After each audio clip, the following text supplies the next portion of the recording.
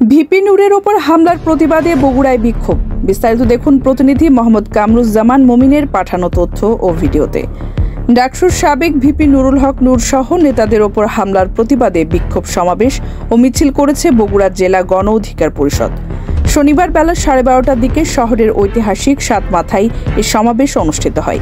সমাবেশে বক্তারা অভিযোগ করেন, শান্তিপূর্ণ মিছিলে আওয়ামী দোসর জাতীয় পার্টির সন্ত্রাসীরা হামলা চালায়। এতে ভিপি নূর, বগুড়া জেলা ছাত্র অধিকার পরিষদের সভাপতি মিজানুর রহমান পলাশ সহ শতাধিক নেতাকর্মী আহত হয়েছেন। তারা এই ঘটনার তীব্র নিন্দা জানিয়ে বলেন, শান্তিপূর্ণ কর্মসূচিতে এই ধরনের হামলা গণতন্ত্রের জন্য হুমকি। অবিলম্বে জাতীয় পার্টিকে নিষিদ্ধ ঘোষণা করার দাবি জানান তারা। বক্তারা আরও হুঁশিয়ারি দিয়ে বলেন, ভিপি নূরের কিছু হলে কঠোর আন্দোলন গড়ে তোলা হবে। হামলাকারীদের দ্রুত চিহ্নিত করে দৃষ্টান্তমূলক শাস্তি দিতে হবে, অন্যথায় আন্দোলন অব্যাহত থাকবে। সমাবেশে কেন্দ্রীয় কমিটির নেতা খোরশেদ আলম, এম.এস.এ মাহমুদ, জেলা সভাপতি নুরুজ্জামান জুয়েল, সাধারণ সম্পাদক ডাক্তার মেহেরুল আলম মিশু, যুব অধিকারের সাবেক সভাপতি এস.কে সুমন হাসান সহ অন্যরা বক্তব্য দেন। সমাবেশ শেষে নেতাকর্মীরা মিছিল নিয়ে শহরের গুরুত্বপূর্ণ সড়ক প্রদক্ষিণ করে স্লোগান দেন।